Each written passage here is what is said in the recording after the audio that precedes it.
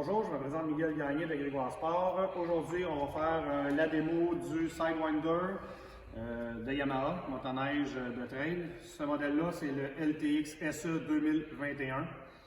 Le moteur qui est à l'intérieur, c'est un 3 cylindres turbo compressé qui développe plus ou moins 200 chevaux. Ce que vous devez savoir quand vous faites l'acquisition de ce véhicule-là, vous avez l'interrupteur d'urgence ici. Au niveau des commandes, on a le push chauffant, poignée chauffante. Dans le cadran, côté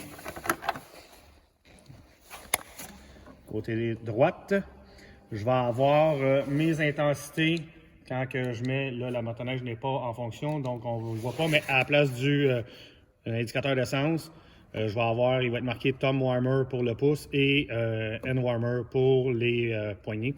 Je vais avoir 4 intensités au niveau du pouce et des poignets. Ensuite de ça, j'ai le piton pour les hautes, les basses, le piton de démarrage et de reculon. Et le piton ici, ce n'est pas un cruise control, c'est pour jouer dans notre tableau de bord. Donc, quand je pèse sur le piton, je vais pouvoir changer qu'est-ce qui se passe dans mon tableau de bord avec le même bouton. Sinon, on a les 4 boutons ici. Quand je pèse sur lui d'en haut, c'est mon haut de cadran qui change. Quand je pèse celui d'en bas, c'est au niveau d'en bas les indications qu'on a ici en bas. De l'autre côté, la même chose. On peut avoir l'altitude, le RPM ou l'heure.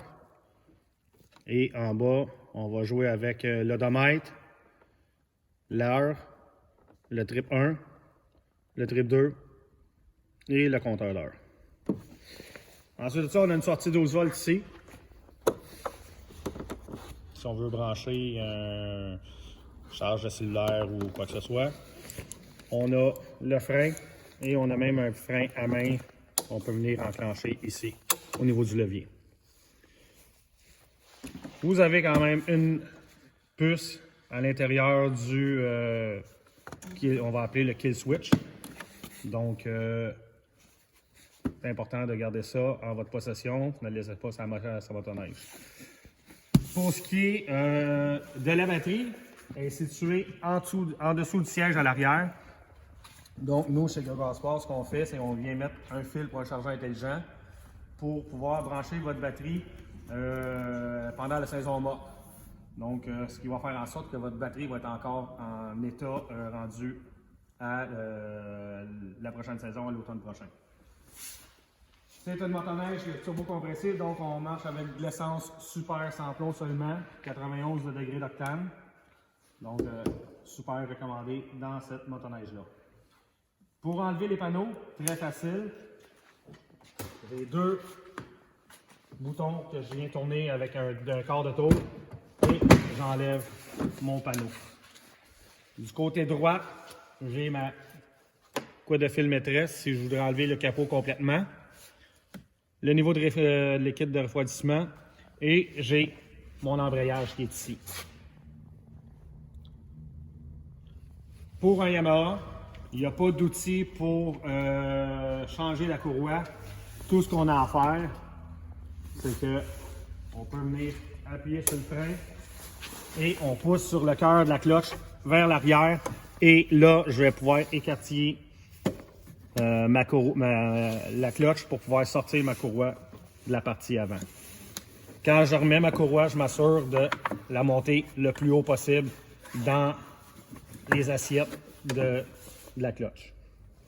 Ici, c'est mon filtreur à air qui est là. Si je m'en vais de l'autre côté de la motoneige,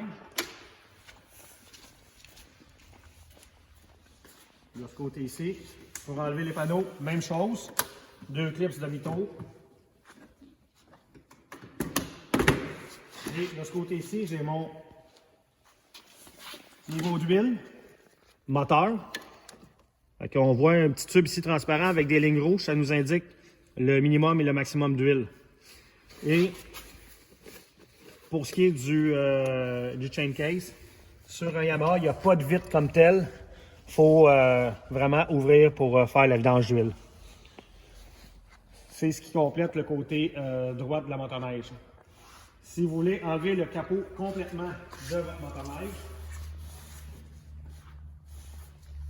En défaisant la couette de fil que je vous ai montré tantôt, j'ai des vis, un demi-tour ici,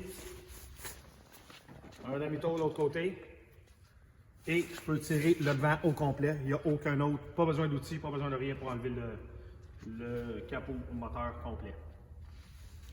Au niveau des suspensions, sur le SE, vous avez des amortisseurs Fox 1.5 avec un ajustement en bas au niveau du rebound. Chez Yamaha, ils ont 3 types de suspension. On a la suspension comme ça, ou on peut avoir la suspension QS3 avec un amortisseur au gaz ici, qu'on va avoir 1, 2, 3 pour ajuster la compression. Ou on a pour les SRX ou les LE, la suspension électronique qu'on vient ajouter dans le tableau de bord. Ensuite de ça, au niveau de la suspension arrière, j'ai ici, dans la chenille, un triangle que je peux mettre la compression plus mou, moyen et plus dur au niveau des ressorts. Ça va être ma compression pour le poids de l'utilisateur. Ensuite de ça, ce que je vais avoir comme ajustement que je peux faire dessus, sur ce modèle-là, c'est l'amortisseur avant dans la chenille, que je peux mettre un peu plus de pression ou moins de pression. Et j'ai les sangles, les courroies qu'on appelle les straps, pour ajuster le traîneau. Plus je remonte mon traîneau à l'avant, plus je vais donner du patin à ma motoneige, plus je vais avoir de l'efficacité en virage. Ensuite de ça, à l'arrière, on a le bloc de transfert. Donc, plusieurs épaisseurs au niveau de ce bloc-là que je peux mettre plus de transfert ou moins de transfert sur ma motoneige. Tous ces ajustements-là sont à la discrétion de l'utilisateur. Donc, nous, on fait un ajustement de base ici. Après ça, vous allez peut-être avoir un petit peu on va appeler ça du fine-tuning, d'ajustement plus précis pour votre type de conduite. Pour ce qui est de la chenille, on a les vis d'ajustement de la chenille de chaque côté.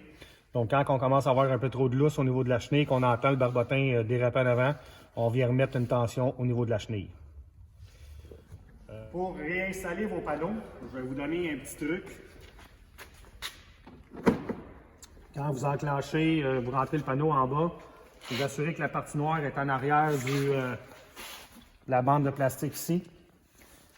Et avant de le clencher comme il faut, ce que vous allez faire, c'est que vous allez surveiller ici à l'avant pour ne pas abîmer vos décalques.